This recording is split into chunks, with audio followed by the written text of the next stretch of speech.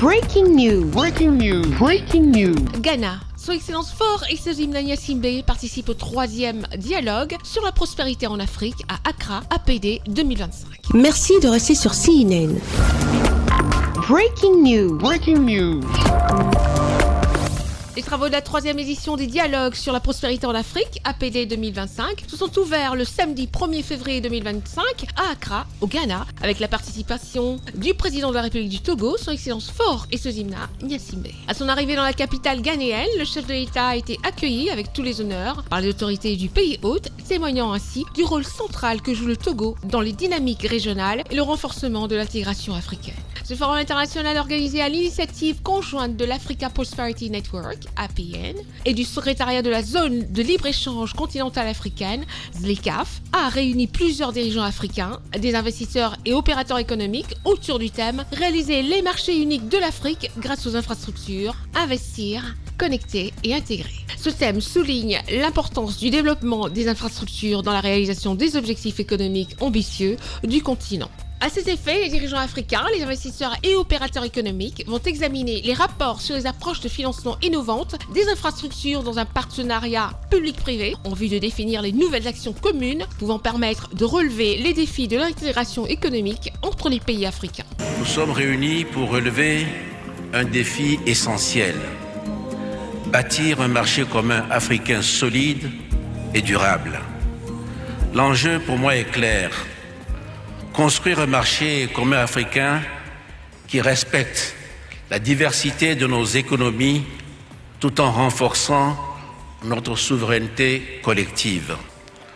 Mon premier point est que nous avons besoin d'un marché africain plus résilient et d'une intégration régionale pour faire face aux crises mondiales. Un marché commun africain doit être conçu comme un espace de résilience où la coopération régionale sert à renforcer les capacités locales et à augmenter notre indépendance stratégique.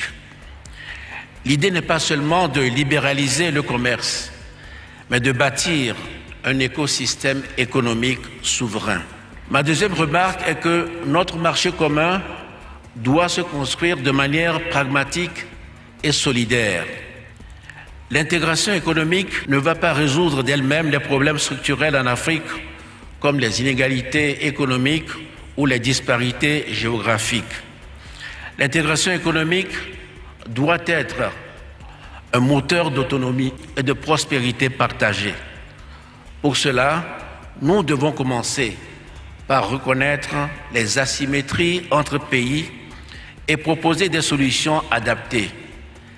Typiquement, le chemin vers l'intégration ne se fera pas de la même façon pour les petites économies africaines et pour les grandes. Un modèle d'intégration flexible est possible, mais cela demande des stratégies bien pensées, des institutions solides et des engagements clairs. Mon dernier point est que ce sont justement ces infrastructures qui doivent être le socle de notre souveraineté économique. L'infrastructure est bien plus qu'un simple réseau de routes, de ports ou de lignes électriques. C'est ce qui permet à nos échanges de se faire. C'est ce qui relie nos communautés. C'est le socle sur lequel repose notre capacité à échanger, à produire et à prospérer. Sans elle, l'idée même de marché commun reste théorique.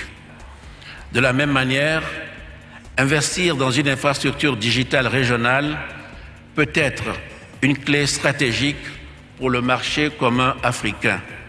Il faut toutefois garder en tête que la digitalisation peut facilement devenir un levier d'exclusion si elle n'est pas pensée de manière inclusive.